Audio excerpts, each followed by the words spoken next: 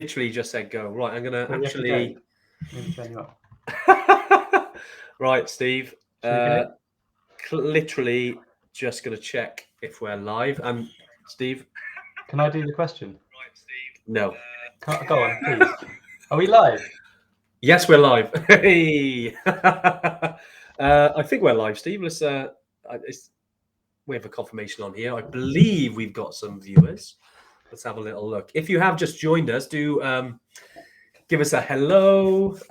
We got who we got on here? We've got Stuart. We've got Veronica. Let's have a look. We've got Jim. Who else have we got here? Let's have a look. If you have joined us, guys, do give us a thumbs up. Give us a little howdy, as Jane says, or afternoon, as Amanda says, or hello, as Lord James says. You Lord might have. James. Lord James, yeah, he is officially a lord. What a privilege.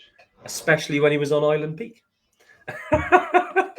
Mick, of course, Mick is here. Mick, I hope the legs are recovered, mate, after Tube Cal. Wonderful pictures. It was great. Yeah, Mick summited Tube Cal just over a week and a half ago. Oh, awesome. I know, yeah. Me and Steve are going out there in, what is it, Steve, like 3 weeks? 2.5, 3 weeks, yeah. 2.5 Finally, weeks. Wow. Finally, after many organising it. Crazy, isn't it? I know. Oh, here we go. Right, we've got some people joining us now. Great stuff. We've got Jim, we've got Paula, Spencer, Andrew Spencer, we've got Magda. Great stuff. Well, look, thanks for joining us today, guys. Now, as you can see, Dave has actually grown some hair. He's got rid of his tattoos. And he's actually tidied up his beard, and this is the result. Is it a good improvement? I'd love to know. Yeah, definitely is. Definitely is. No, only joking, of course. Dave is literally minutes before we come on here. I'm not sure if he's trying to rub it in, but he's literally sending us some pictures. Look at Dave there. Doesn't he look really happy on his snowboard? Look at that. He looks very happy, doesn't he? He looks like he'd rather be here, I reckon. He does look like he'd rather be here. There he is. Let's hopefully, as I put in, if anyone's seen the email or anything, we do sort of send him a message. # pray for Dave's knee. Just so we can make sure he comes back with both knees intact, because he's clearly enjoying himself. But look after the knee. But no, Steve, thanks for joining us today, mate. Thanks for having me. I was beginning to think you preferred me behind the camera. No, mate. I love you in front of a camera. You've got the best beard, mate. So I obviously want you in front of a camera. Especially with Zach as well. I think Zach's on the live as well, isn't he? Oh, he better be. I think he literally is. Zach is also part of the video Holding team. up the Adventure Visuals. Works with Steve. He is. Yeah, there he is. Zach is on here. Zach is coming to Tube Cal as well. So yeah, he's very excited. Okay. Hey, Diane. Hey, Amy. Awesome. Leah as well, all the way from Australia. Leah, I have to give a shout out to Leah. She it was Lauren's birthday. She's gonna kill me now. I think it was last week. But Leah got a little video made, and Lauren loved it. I have to be honest. Steve, I don't know if you've seen it. It was someone singing "Happy Birthday" to Lauren, all the way from Australia, courtesy of Leah. I can't remember the person's name, but I think she's relatively famous. So yeah, thanks, Leah, for sorting that out, mate. She not did famous enough for you to remember the name. Nice. I know I am rubbish remembering names. But right, yeah, today's Tuesday Tuning then. So yeah, a little bit different. It's taken me 2 years to get Steve on this live. Steve, we were almost there. What was it? Probably over 12 months ago, but you were on a sailing boat, right? Yeah, I was on the front of a yacht, and it was too windy and no one could hear anything but That makes me sound really grand, by the way. I don't spend all my time on yachts. It was Yes, you do. Don't show up. It's yeah, I was on a yacht, whatever. Yeah, no, he's Steve has got a passion for the water, as well as for the mountains, of course. Yeah, I can see that. What have you got in the background there? What's the point? Oh, my hand's missing, isn't it? I was going to say your hand's slightly missing. Yeah. What's up there, Steve? Is that those are my sails for our dinghy? Okay. Which we've not sailed for 2 years because of mate, children. Well, we gotta get on that soon, haven't we? For sure. I know you've been trying to drag me out as well, but look, yeah, no, thanks for coming on today, mate. I really appreciate it. And when I was chatting with Steve about what to kind of chat about today, because Steve's, he's been to Everest Base Camp, he's summited Kilimanjaro. he's got a lot of experience at altitude and all that happens at altitude. And I think, Steve, you'll admit as well, you've got a bit of a love-hate relationship with altitude, right? Over the years. I love it. It hates me. That's great stuff, mate. Great stuff. No, but Steve is obviously part of the Evertrek team as well through Adventure Visuals, and was creating a lot of our video content. Some of the, if you've seen any of our videos that look good instead of mine, they're because of Steve and Zach. And having been on the trip, Steve, and used your cameras and used your equipment is something we haven't really talked about before, which is like how to. There's loads of questions that comes to mind, but things like how do you care for the equipment? Is it worth bringing a bunch of lenses or not? For people who are interested in that kind of stuff, because especially on the photography side as well as the video side, So I thought, it'd be great to talk about that today. Yeah. I think lens choice is a really interesting conversation because I questions just come in. Okay. Someone said I'm taking my Nikon DSLR to EVC and mainly using 18 to 55. Are there any other lenses? So basically, like there are 3 different sort of focal lengths, I suppose. And it kind of depends on what you're most interested in taking photos of. Like obviously on EVC, Kili, all the trips you could possibly think of, you're going to want a lot of landscapes and like you capture the beautiful scenery and stuff like that. So for that, like an 18mm lens, 20mm lens, 24mm lens, like on the wider end, that's really good. Okay. Because you can capture that kind of broad landscape and things like that. So if you want landscapes, you need to make sure you've got the sort of lower end of the millimeter spectrum. Yeah. So 18mm is great. That's really nice and wide. And then when you come into, if you want to get some nice shots of people, looking at the sort of 35 to 50mm is a really good sort of person perspective lens. So without getting too technical, the more you zoom in, the more the background is compressed and sort of like distorted and stuff like that. So between 35 and sort of 50mm is a very similar look to how we perceive people. So it's like the most realistic way to capture someone's face is in that focal range. So that's all good. So you can get most of what you would want to capture with that 18 to 55mm lens. The only drawback you'd have is that you don't have the kind of the zoom range to capture like wildlife and stuff like that. Now, it depends how interested in wildlife you are, and also actually, basically most of the wildlife is yaks and dogs. You don't really see much crackers, right? kind of. You don't see much other stuff like. I think we saw we were lucky enough to see a deer, weren't we? Deer. It was really very close away. And it was really close.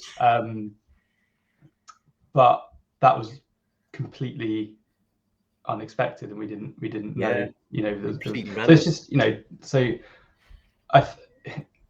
this is a really long-winded answer to your question. It's all good, Steve. The short answer is no. I think you should be all good actually with an 18 to 55, because those are the 2 main things. You want to capture the people and you want to capture the landscapes, right? Capture the experience. If you really want some wildlife and you want to have a longer lens just in case, there's all the kind of 70 to 200 range lenses. Those are really good.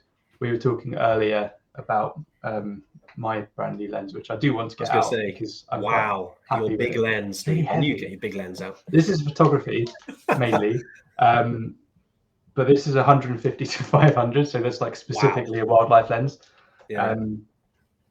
But I don't think I take that because it's really heavy. You've got to think of weight as well, and stuff like that. So talking about weight, Steve, I know we were touching upon it because I think we had a question. We may as well dive straight into that because we had some questions. I think it was from Andrew Corran, and this dropped it on the email. Practicing getting my kit under 15 kgs for the Lukla flight. Is it practical, permitted to wear my down jacket and fill pockets from power bank and camera? That's an interesting one. because I think when you said that earlier, I didn't realize it was specifically for the Lukla flight. So you were thinking about Killy as well? Well, no. I think so. So we were talking about this story of James.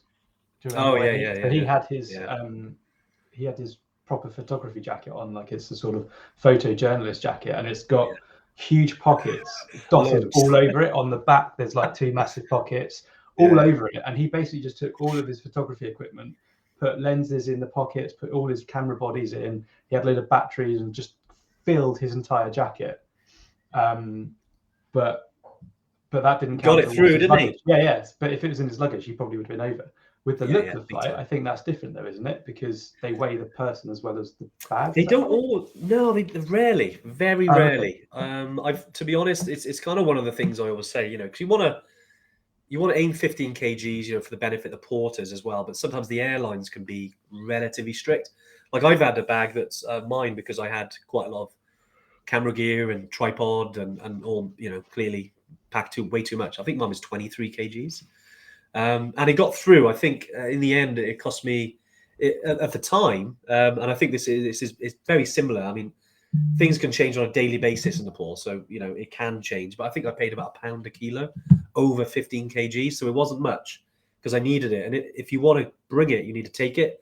But, we always say 15 kgs because it's the airlines that sometimes, and this has happened before, they've actually, because the airplane's too heavy, they have taken off a bag. And it's then going to follow on the next flight. And the difficulty is that the weather can change very quickly in Lukla, in the area, Steve, as you know, and, one plane can get there. The next one could arrive 3 hours later, could arrive the next day, because of the change in weather. So it's something to think about, is that, you want to aim for that 15 kgs if you can, and then just stuff the stuff in your pockets. Everyone does it. And I think it's probably a good way around it if you really want to bring a couple of extra lenses. My take on that though is that, like, I think the reason they've got that in the first place is for safety reasons. That flight is exciting, and so trying to kind of flout the rules, fine, but it's there for a reason. I know. So it's, I know. For me, I'm on the more like safety conscious end of the spectrum. Like I always wait till the green man flashes when a road's, when I'm crossing the road. That's just what I'm like. So I think like that. But I think with this, the amount of times, I think it's not gonna cause any issues. The amount of people, just because they seeing so many flights happen, and with the people and there's all shapes and sizes on the flight. I don't think there's there's no danger with that, I think. But Steve, it's good to think like that though, because it's a mad place to fly, but it's certainly amazing when you land, isn't it? I love the feeling when people land and everyone starts clapping because we're alive. Which is always a bonus, really. To land there arriving. Well, jokes aside, but he wouldn't let professionalism. If Dave was here, he'd say he wouldn't let professionalism get in the way of a good joke. And I'm like, all right. I don't know why I got the inner Dave coming out here. He's a bad influence. But good point. And I think just something else to cover, Steve, because around lenses and stuff like that, is that the weather. Because I know, like, you brought your cleaning kit and stuff, didn't you? Because there was a lot of dust, especially when we went, which was in November time. The roads were quite, and not the roads, the trails were quite dusty. Is it detrimental to bring too many lenses? Because if you're constantly changing, there's going to be dust in some of the lenses. So I think someone asked about the 24-70. So on both on the Killy and the Everest Base Camp trek, I've basically spent the entire trip, and this is for filming, but actually if I took any photos, I use this too. For all the filming I did, I just used 24-70.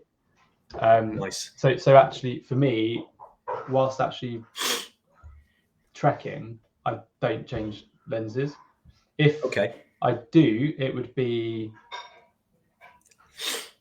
either be at like a break stop. So maybe if I'm indoors or if I've got shelter, I'll do it. but you're right. Like you've got to take care of the sensor and stuff, because as soon as you get dust or like grit or anything like that on the sensor, it could scratch it, or you could just have, a big blotch on your photos when you get back, and that would be really annoying.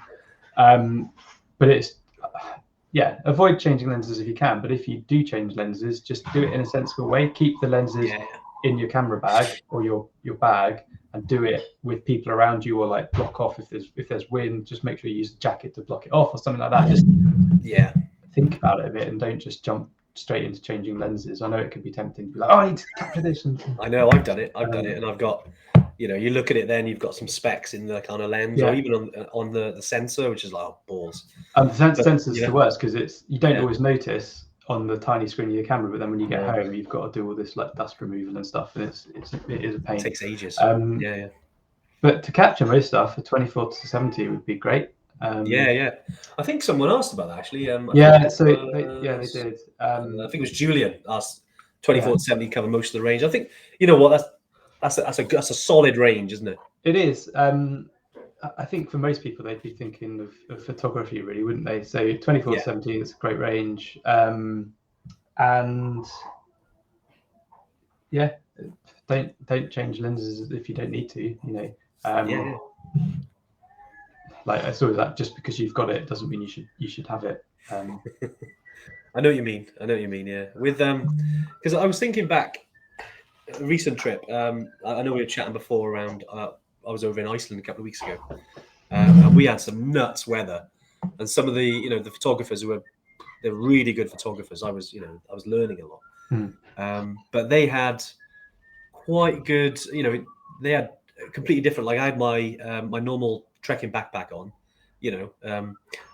not the best place for cameras, if I'm honest. Like I know you're a big, your bag has got sections, things like that. Like, would you, if someone's really into photography, then Steve, would you say get one of them to, obviously you can carry snacks and stuff, but at least you've got compartments for the lenses.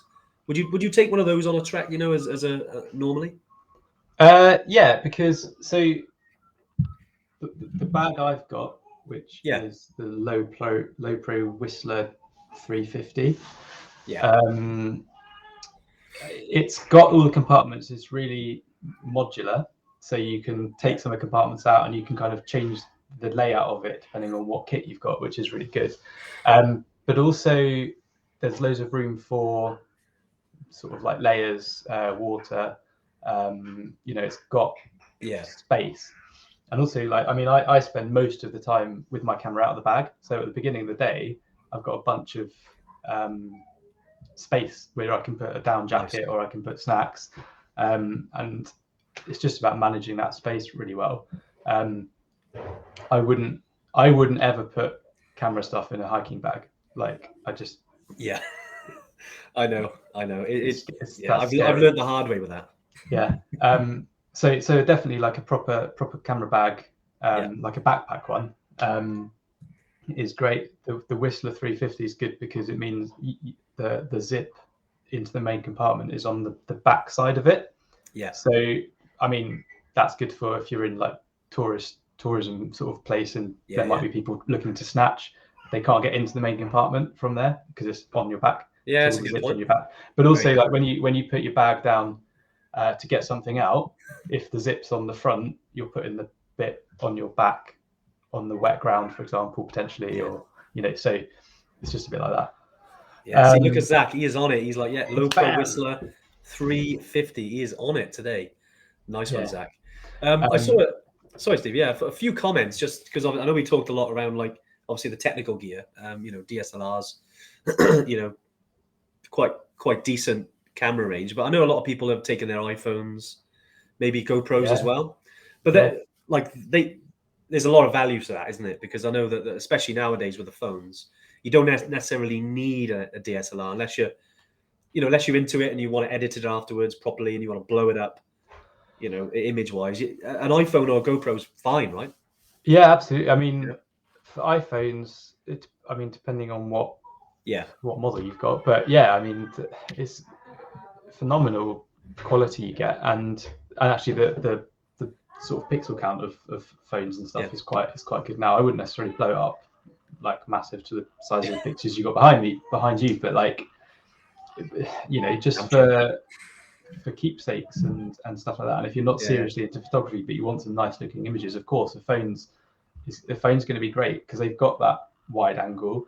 And actually, it's not necessarily about the quality or the size of the image. Most of it is to do with the composition of the image.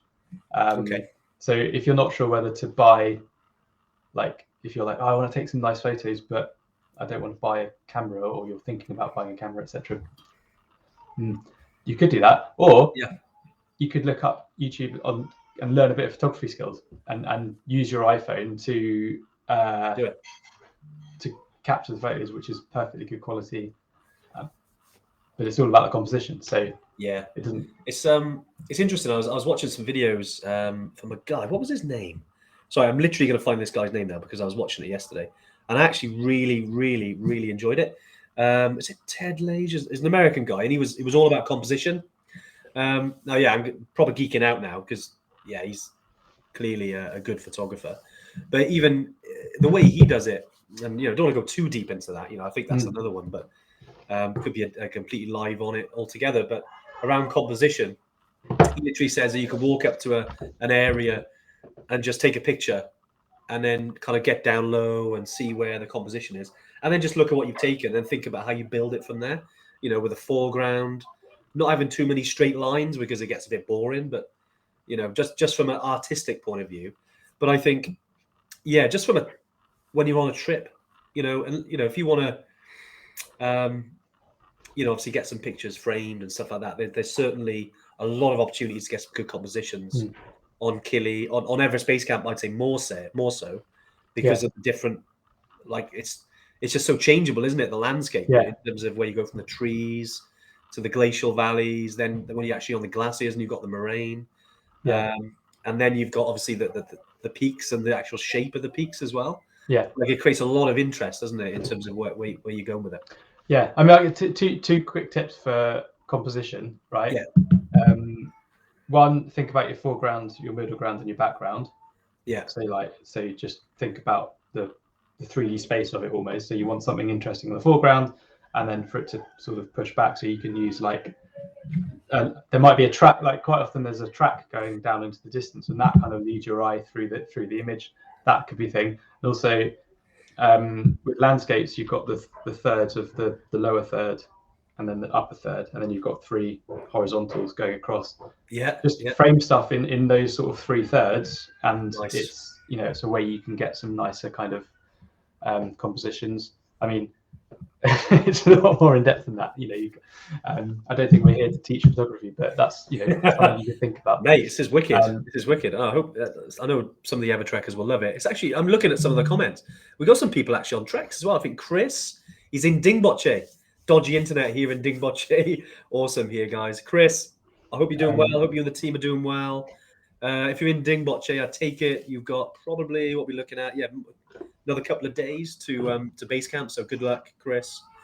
Dingboche, Steve, love that place, didn't we? Which one's that? That was where we was it all a blur? What happened? So that was where we remember it was a acclimatization day. So we spent 2 days there. And we did some of the interviews, sort of lower down. And then we had the Milky Way as well. We took some photos of that. Yeah, that was awesome. Which is a good point. We had some good astro out there, right? Good, really good astro stuff. If you're into that. I just want to, before we move on from GoPros and stuff. Sure. I would say that for photography, the kind of like the smartphone stuff is going to be better, and actually kind of. Okay. I think that it's just going to be easier and more convenient to just get your phone out and take a quick snap than it is to get a GoPro and sort of change some settings and things like that.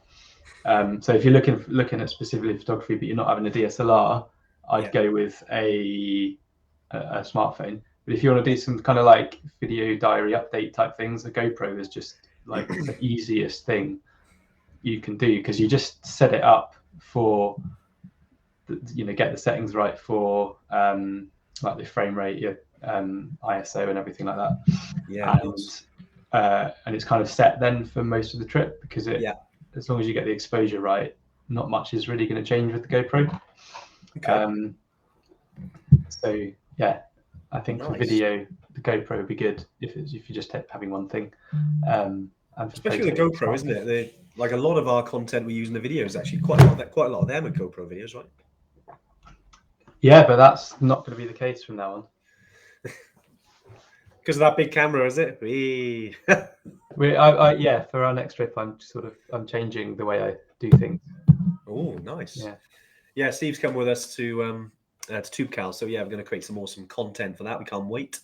It's just going to be nice to get out there. We've been wanting to get out there for a considerable amount of time, haven't we, Steve? But yeah, so it's about time now. And we're really excited. And then, so a little bit of a tease, really. We're not far away, and as you know, this is to all the Evertrekkers here. This is a little bit of a tease, but it's not sorted yet. There's no trips on the website.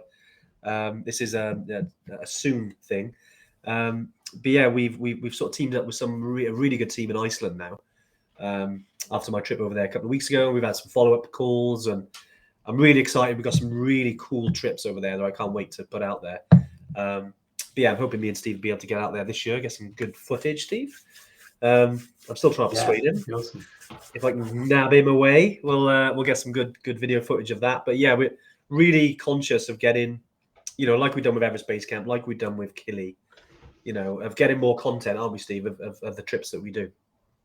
Yeah, absolutely. I think it's a really good way of showing you guys what to expect, rather than sort of presenting it to you in like photo form or like text form. That's useful, but I think so you can actually emotionally live it. I think it's really cool. Yeah. And it's nice to hear that you guys watch it, and it kind of helps you make informed decisions and stuff, because that's my goal. So exactly, mate, exactly.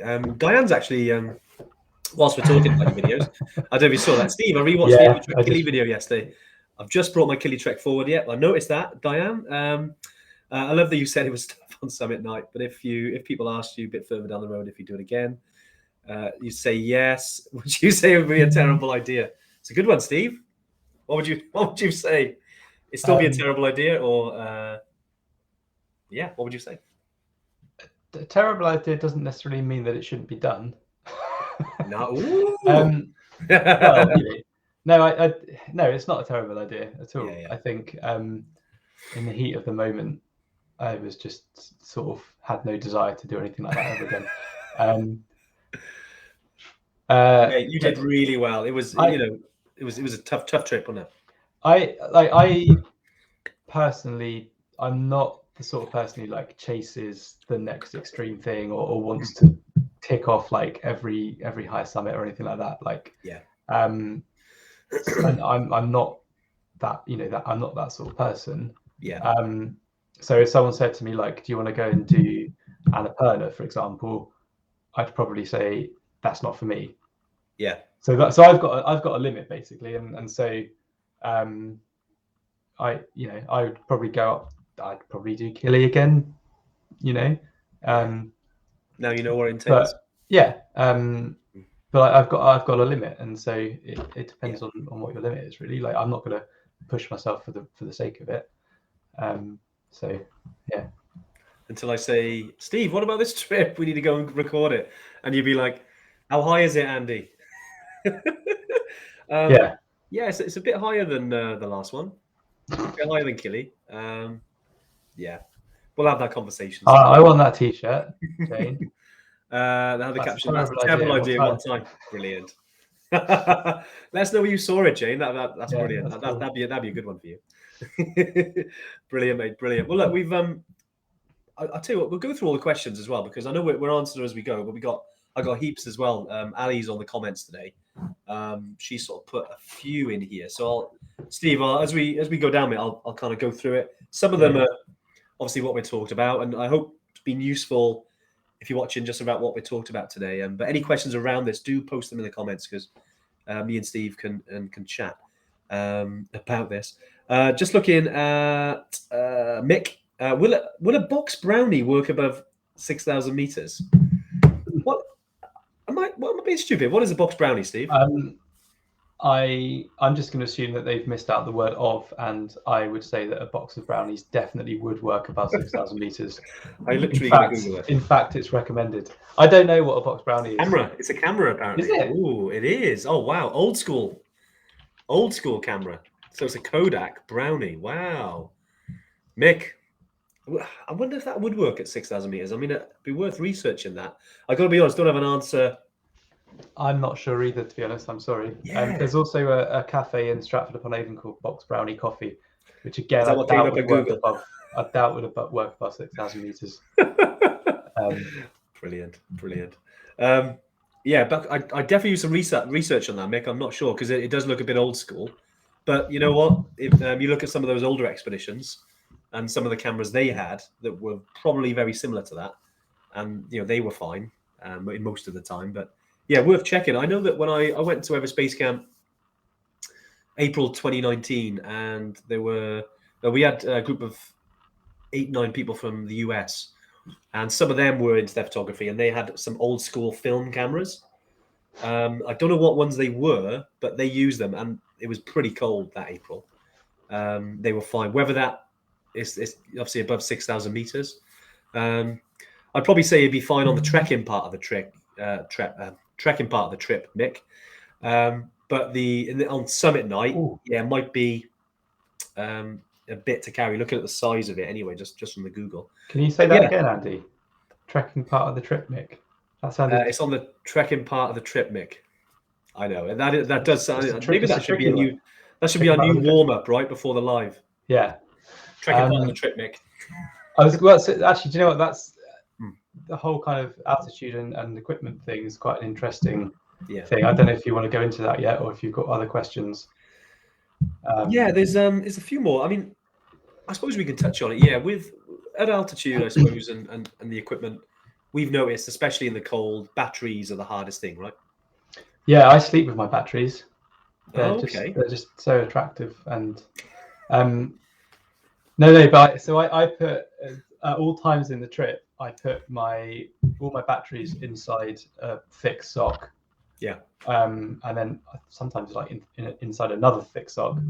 And then to be honest, on both trips we've done, I then put that sock at night, because that's obviously when the temperatures drop the most. I put that sock inside my sleeping bag somewhere, just so that my body heat keeps it warm.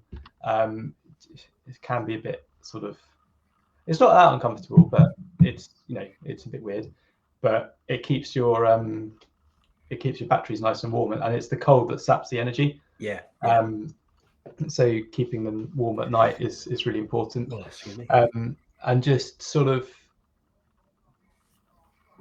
and the cameras, keeping the cameras. I was going to say about that box brownie. I think one of the things to be really careful of is that it just doesn't get too cold. So kind of keeping it wrapped up in something when you're not using it and stuff like that. So that really helps. And then during the day, I guess keeping them in that sock. And then just having a power bank that's powerful enough. Dave's like the king of power banks, isn't he? So he could tell you more. But like a power bank, I use. I've got like a 2-battery charger for my Sony cameras, which is powered by USB-C. So I can just plug USB-C into that and then plug that into my power bank, and that keeps the batteries charged pretty much for the entire journey. My new camera, the battery life is, I don't want to say laughable, but it's not as good as I remember, just because of the processing and stuff that it's doing. So I think I'm going to be changing batteries a lot more than I used to. But it's just about keeping them charged, keeping them warm. Okay. And be a bit more diligent with letting the batteries actually sort of drain. So you know how that sort of, you're supposed to let a battery drain entirely and then charge it back up fully for it to have the best battery life, or sort of extend the life of the battery. It's the same with mobile phones and stuff like that. I think at the cold it's even more important to kind of use the batteries efficiently. Nice. So Yeah, I'm I just reading some of the definitely comments would. off the back I of would this. definitely would recommend Anchor power banks for high altitude in the cold. For 100%. sure. Yeah, definitely. Bhutan bingo. Andy's fishing. That's what it is. He's fishing there. He's fishing for us to say Yeah. Mingle Bhutans and Anchor power Put bank. your batteries in your mindles and they'll It's a stay safe. pretty warm place actually after a day. Well, after a day, yeah. It's quite interesting. I just some of the comments coming through. I see Spud's on here. Doug Smith's in here. Yep, see you in a couple of weeks, mate. Spud is coming to Tucal with us. Be great to see you, mate. It's been a long time. Pictures looked awesome from Saturday as well. He was on it up a couple of Monroes. Sound like a beast of a day. But brilliant. Yeah, some good comments though. Just about, does the cold, Paul Dewhurst has asked, does the cold flatten the battery, or when it warms up, will it recover? It's a good question, actually. It retains the energy, does it? So Paul was saying, does the cold actually flatten it, so empty the battery, or does when it warms back up, will it actually recover the charge, essentially? Huh. Have you had that before? That's an interesting question. Yeah. You know what I mean? Whether it goes away or is it still there? Just needs to I don't want to answer that sort of like categorically because I don't actually know, but I would have thought that it loses the energy. Yeah. Okay. I can't see a situation where it would regain charge. Yeah. It seems, you never know, do you? Because I've had a phone that is really like, and it's been freezing, and I can see that it's switched off because it was so cold. And then an hour later, when it was a bit warmer, it was still there. You never know. Yeah. It could. So that could be the way. Yeah, I don't exactly know how the physics of that works, but yeah, it could well be that it almost. I feel like we need to do a test. We need to do a test on the next trip, don't we? Can it survive? Can these battery packs survive the cold and come back to life? Yeah, some great questions. I'm just going through here. Let's have a little look. iPhone. Yeah, iPhones are great. Just going through. Rebecca, I know she's very interested in capturing wildlife, mainly landscaping people. I know there's typical of Bry, talking about weight. I think I've put on a couple of pounds. Love it, Bry. He runs marathons. You don't put that much weight on. Some more people on trips as well. I think we had Steve Hobson, who is on a hill, Bahodanda, Nepal, on the Annapurna circuit. Awesome, Steve. Have a great time, mate. And then this is actually pretty good. Just looking at, cameras that are kind of, obviously not DSLRs, but they're kind of all-in-one cameras. A place as well, right, on these trips, in terms of taking them from a weight perspective, because they're relatively lighter, but you can still get good pics from them, right? Yeah, absolutely. I mean, I think it's easy to get kind of bogged down in kit. Yeah. In terms of having the best thing or like what's the best for this, but as long as you know how the camera works and you know how to get the best image from it, i.e., like as long as you know how to expose your image properly, on whatever camera it is you've got, and that just comes through understanding the modes on it and looking at the manual and just knowing what aperture priority mode is and shutter priority mode is and stuff like that, which you can get from a manual. Or as long as you understand how to expose an image and frame an image, it doesn't really matter what you have. Almost. Okay. There's a video on this thing called YouTube, which has got it's a guy who's like a professional videographer who is going up against a person who's like brand new to videography. The person who's brand new to videography is using a $50,000 camera, and the person who's got 10 years experience as a videographer is using like a £500 point and shoot type camera. And they're and at the end of it, so they both go out and they both got the same subject matter, and they go out and they compare the videos they created and the editing and all that stuff. And as you would expect, the person with the more experience and the more knowledge ends up with a better film, even though he's using a camera that's 100 times cheaper. So with all of this, like, learn, if you want good photos, learn the craft. If you just want photos to remember the trip, point and shoot is absolutely fantastic because you've got a nice quality camera. Whether I'd have that as well as a half decent mobile phone, I don't know, because the images from a mobile phone are so good. You know, so especially these days, right? Even the sensors on the phone are really good, right? Yeah, and I mean, I'm not in a great position because I've not actually used a point and shoot camera for years and years and years and years. Yeah. So I don't know what the most recent releases of a point and shoot camera are. But if you don't have one, I wouldn't go out and buy one if you've got an iPhone or a Samsung S21 Ultra sort of thing. So like Dave, he loves his Samsungs. But nice. Yeah, it depends on how involved you want to get with the photos, I suppose. Okay. So I'm just going through some more of the comments now. I know Andrew mentioned keep your camera warm. Camera froze solid on the top of Gokyo Re. Jeez, man, the button would not push in, the lens would not move in or out. Yeah, it is one of the things, isn't it? That's one of the biggest challenges on these trips is looking after your gear, isn't it? And making sure that it's okay. Whatever you take, could be a phone, you know. But you do want these pictures. It's like I think Andy McNaughton-Jones mentioned he was on the summit at Kili and he wanted, you know, you want those pictures. I mean, obviously the way up is so hard, especially on Kili. You know, it takes several hours, 8 hours sometimes to reach the summit ridge, you know, when you're in darkness. But that moment that the sun starts to rise and then, you know, you want to capture that moment. I suppose sometimes you've got to sacrifice maybe using your equipment in certain moments to save it for the important moments that you want to capture. Yeah, definitely. Sometimes that might have to. There's a trade-off there sometimes.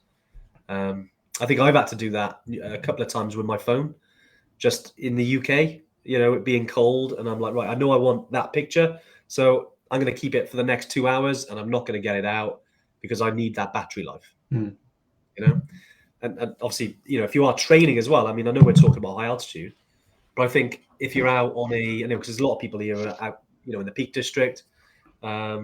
You know, with the escapees, I know they're all out in the Peak District. You've got people in Scotland, you've got people in North Wales, Lake District, or anywhere you go hiking.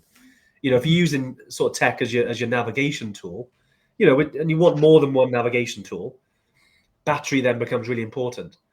So even sacrificing pictures to make sure you got the navigation, if that's how you're using it, or you're using a smartwatch or whatever.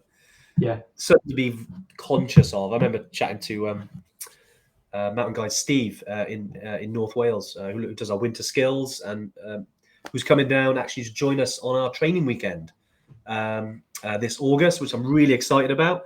Kind of getting Steve involved down here as well in Brecon Beacons, as well as us. And even he was saying about that, like, make sure you've got some backup. Like, he always carries a power bank as well now, just because things are moving on. You know, he's old school map and compass. You know, I like using map and compass. Steve, I know you do as well when you're out. You know, from a navigation point of view, it's good to have a couple of methods of knowing where you are and how to get out of that situation. Yeah, a proper paper map's never going to run out of battery. I know. You can use it as well. If it gets warm, you could turn it, you can rip it up, and it's a fire. Yeah. Sorry, I'm not sure my wife would appreciate me ripping up one of her maps, but I know. Yeah, she wouldn't be very happy, Alan, would she? No. Sorry, just while we're talking about training weekends, because at the moment, I know a lot of people on here are booked on trips already. A lot of you guys have actually been on training weekends already. You know, and it is a great weekend. It's you know, obviously meet me, Dave, Steve sometimes joins us on training weekends, and they're very valuable in terms of prepping for a trip. We got one in August. Ali, if you're on the comments, we can put the link in. We do have at the moment, because we've looked at some of the things for that weekend. We want to make it as big as we can. But at the moment, up until the end of April, we are doing an early bird price for it. So definitely get yourself booked in. I think it's £295. I think it's going up £100. So if you do book onto the training weekend in August, do it before the end of April, because obviously there's a little bit of a price increase for it. So any Evertrekkers are on the live, do get yourself booked in. It'd be lovely to meet you. There we go. Ali's popped it in there, so he's got the training weekend. We got lots of Evertrekkers who've been on these training weekends. Always great to meet people, and we don't always get the chance, because of the nature of the way we run trips, and especially the last 2 years with COVID, we haven't had a chance to meet everyone that goes on trips. We would love to meet and chat about your trip and get you ready. I went on a training trip with Evertrek once without Andy. I know. Yeah, that was the weekend that I was ill on the way back from Tanzania. That was a bad one. Sorry, I didn't get to meet you, Paul, but we will. We will soon. And George, sign up for training weekend on payday. No worries, mate. It'd be great to see you on that training weekend. But right, Steve, we've got about another sort of 10 minutes or so, I reckon. So I know we've got a few more questions. This is, I think Ali's mentioned this. Steve, what do you think in mirrorless cameras? Just in general. This is a mirrorless camera. Ah, really? Is that why? So the body's quite small, isn't it? Yeah. Okay. Well, I mean, in relation to this to the lens, yeah. But yeah. So this we use only mirrorless cameras actually. Okay. I'm not particularly I'm not particularly geeky when it comes to tech and stuff like that, so I couldn't. I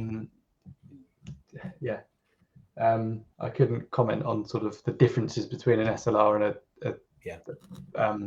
a mirrorless, except for the fact that being mirrorless, it's got fewer moving parts because it's not got the mirrors and stuff like that to capture the image. So that could be a bonus at altitude, I suppose, because less stuff to freeze up. Again, like my cameras, they're all weatherproofed. All my lenses and stuff are weatherproofed, so I can use them in the snow and the rain and stuff like that. It's really important to know whether or not your camera is. But yeah, I mean, it's just a really lovely, small, compact camera. Like a mirrorless SLR is great. They generally do. The Canon M50 is a fantastic one because it's so small. Okay. Yeah. It's like, I think it's about £500 with a kit lens on it. It's smaller than this, and it does an amount of megapixels which is acceptable. I can't remember off the top of my head. So yeah, I think mirrorless is definitely the way to go if you want like a small form factor but still want the kind of functionality of a DSLR, for sure. Nice. I've never used a mirrorless camera. I will have to give it a go because I know we were chatting to James, who was with us, a good friend of mine and Steve's, who was on the Killy trip, and I know he had a mirrorless as well as his full frame beast of a camera. And he got some cracking pictures from it as well. Just like you said, it just has less moving parts. That's essentially, technology's moved on a lot these days, isn't it? Yeah, absolutely. Around cameras. Zach has asked, I wonder if there's a meaning beyond this. What about SD cards? How many would you take, and do you back up your footage on the trek? Why is he saying that? He's probably just asked me that because he probably thinks I'm unlikely to tell him in any other capacity. So get it out in here.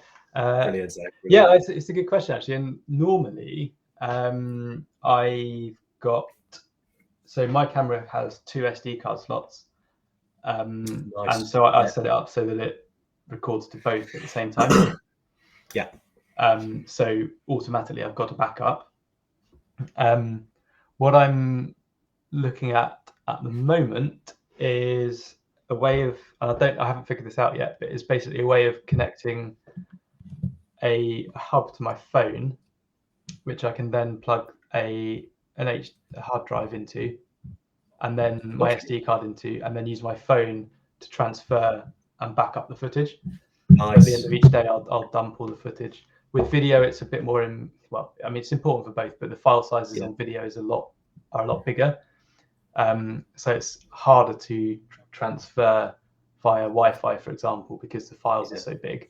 If it's OTG connector, if Andy's always on it. If it's just like just photos, if it's photos you're transferring, you might find that again, like this camera has got the ability to connect directly to your phone and transfer across via Wi-Fi. Yeah. like a closed network. So that's for photography. That's a really great way of backing up at the end of the day. Is connect your phone up to your camera if it's got that capability, and transfer your photos across to your phone, and then you can do whatever. You can upload them to Google Drive, or whatever. And then you're kind of like doubly sure that you've got backups. Nice. So that's the easiest way. And a lot of the time, newer cameras, they've all got that kind of, even point and shoot things. I think a lot of them have got that Wi-Fi capability, because Yeah, they have, haven't they? Relatively simple software, and it's easily done. So nice. Yeah, Shona makes a good point as well. Yeah, it's a cracking point actually, because as much as we get out there and we train with our packs on the back and getting the mileage in the training, she's on about training carrying the camera too, which I know seems quite obvious, but it's a good point, isn't it? How are you going to carry it 8 hours around your neck takes its toll. Yeah, it certainly does. Like Steve, I know when we go out hiking and you're sort of in and out, isn't it? Really, you're not holding it as such, but you're training. Well, when it depends really. Like when we're on an actual kind of project filming, I'll pretty much have my camera in my hand all the time, but I don't necessarily wear a neck, like a what are they called? The thing that goes around your neck. I know what you mean. Yeah, that. The thing that shall not be named. I think it's a strap, right? That's the one, yeah. Camera strap. Wow. I don't really use one of them. I've either got my camera attached to my monopod, or I'm just shooting handheld. Strap. Yeah, thanks. We got there before you. Strap. Lanyard. Wow, that's thanks, like, guys. Appreciate it. Literally, this is strap heaven, right? Anyway, so I'm holding my camera most of the time, and I'm kind of like swapping between GoPro and camera and stuff. So yeah, it's interesting. But if I'm mainly doing photography, I will pretty much have the camera in my bag and then get it out when I want to take it.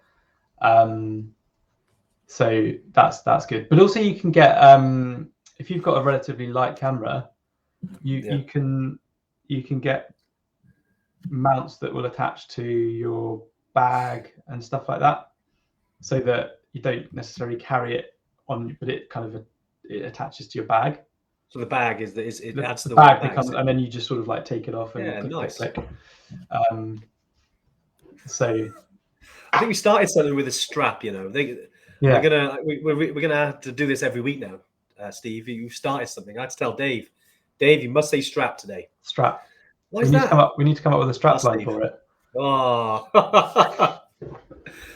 wow, mate! Sorry. Bad influence with you with these puns.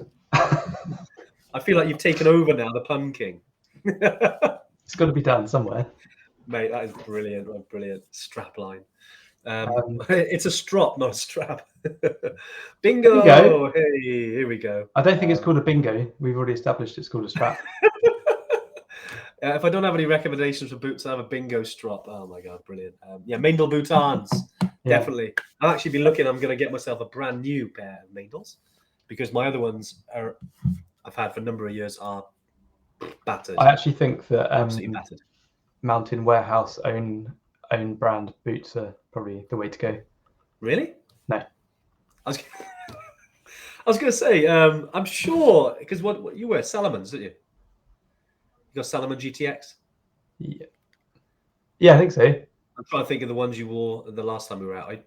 I bought those. I bought those in Go Outdoors, and we went into the shop and we were talking to the guy, and he said, I was like, I need a pair of boots that's suitable for Everest Base Camp. He was like, oh, okay, yeah, these are good. He said, when are you going? I said, I think we're leaving in a month. He was like, in a month? You can't buy brand new boots and then go trekking up to Everest Base Camp in a month.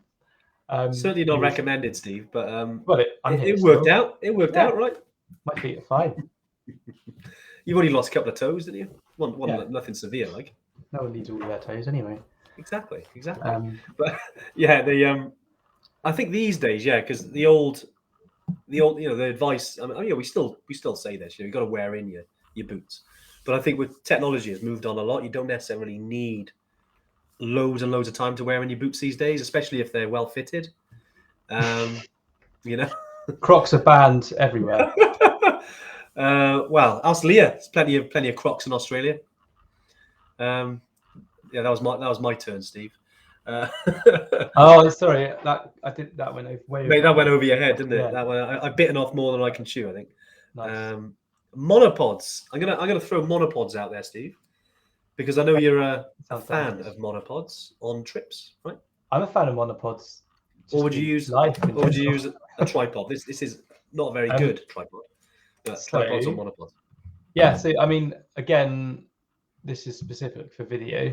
Yeah. I think monopods are fantastic because it's just that maneuverability. Like I'm moving around all the time. I'm constantly looking for the next shot, and stuff like that. So and it's literally kind of a case of get where I want to get to, set up the shot, press record, go, and then move on.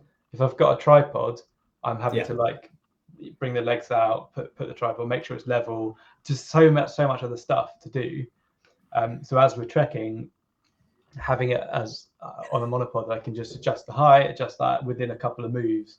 It's just so much easier and quicker, and then it's done, and I'm not missing the shot because of it. My newest camera is the stabilization on it is so good that actually a lot of the time I can get away without even using a monopod, and I can just sort of so you got to have the kind of the handling on it, right? But even like zoomed in to sort of 105 mil, it sort of stabilizes it nicely. Nice. So I might not even really use a monopod much on the next trip. We'll see how it goes. But and then if I'm doing interviews, I use a tripod. Again, this time round, I might not actually use a tripod because I want to get more of a kind of fluid, organic feel to it. No, mate, I'm all for that. So if there's a bit of movement in the camera, it just gives you that kind of feel of real life. Yeah. So nice. A couple of questions. Mick, how did the rugby go at the weekend? Asking for Bri. Yeah, it was wasn't the best result from a Welsh perspective, but any French people out there, congratulations. To all the rest, Ireland played pretty well as well. But yeah, it was wasn't the best result from a Wales perspective. Good question from Amanda though, not camera related, but what size bag do we take for the Tubcal Weekender?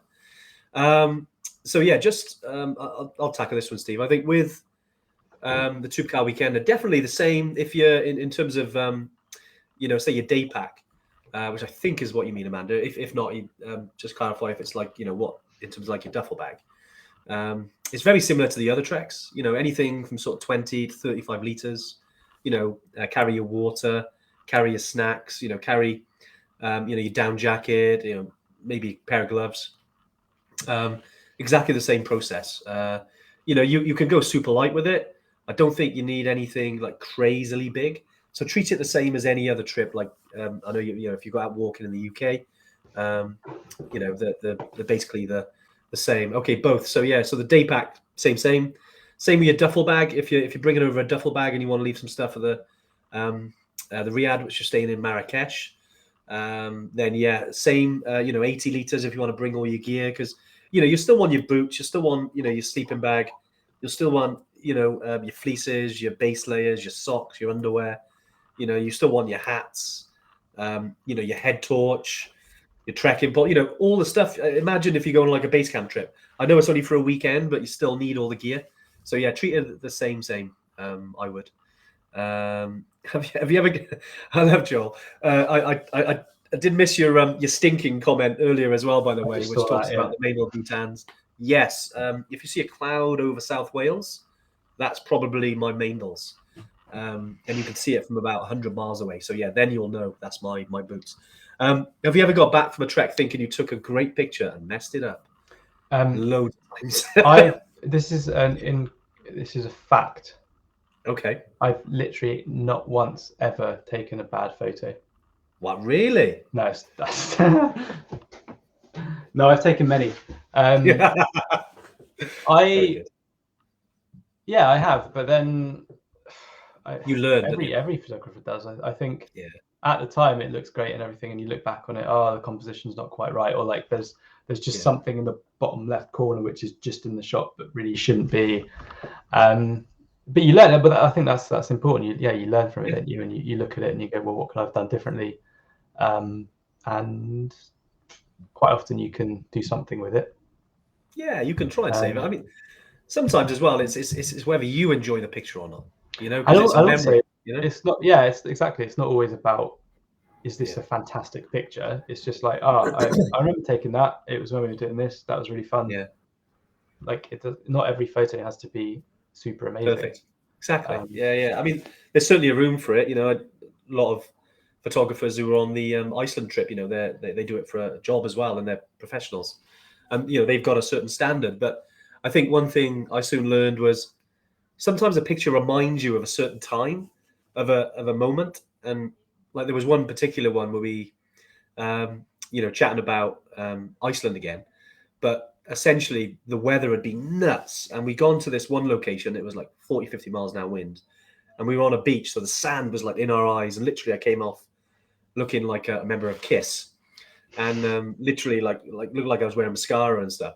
And but it was the sand, and it was brutal. It actually got in the camera and broke my SLR, so I had to borrow somebody else's, which, yeah, enough story.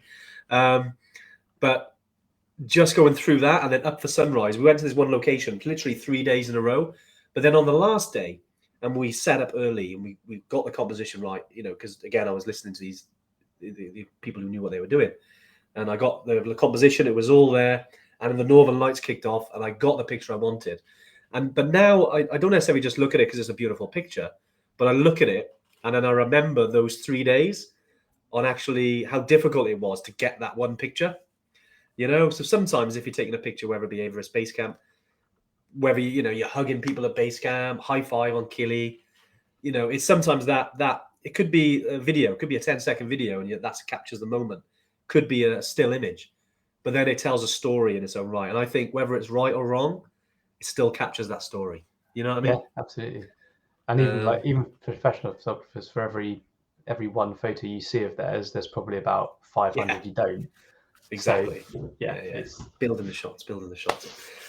Right, Steve, mate. Yeah, we've we over an hour already. It's been amazing today, mate. Thanks for coming on and talking, about everything today. I hope if you're watching, you found it useful, and we've provided some value. Steve, I hope you've enjoyed it. It's been really great. Thanks for having me. I was just going to say, if anyone has got any further questions or anything, I'm in the group, so just if I can answer any questions. I don't know the answer to everything, but I can try and help. Legend. So nice one. Cheers, Steve. Drop a question in the High Altitude Avatrekkers group. I'm sure Steve will be there. Joel Palmer, Andy, great words. Have you ever thought about starting an adventure company? One day I will. One day. Right. Cheers, Steve. I'll chat to you soon. Thanks, everyone. Avatrekkers, I will see you. We'll catch you next week. Dave's back next week. Looking forward to it as always. But have a wonderful week ahead. And we'll catch you soon. Bye. Bye.